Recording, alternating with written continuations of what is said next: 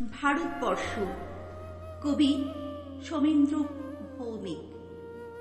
এখানে তিনটে, ওখানে তিনটে, সেখানে তিনটে ঘেউ। এই তল্লাটে তারা ছাড়া আর মনীষী নেই কেউ।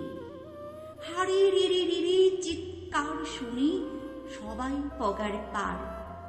কেবল একটা হাবা গোবা ছেলে, নাম ভুলে গেছে তার। তার দু চোখের দৃষ্টি কেমন স্বপ্নের মতো নীল। আমির খানের মুখের সঙ্গে একটু রয়েছে মিল। সবাই ধরলো, মারলো, বলল, বল জয় সিয়ারাম।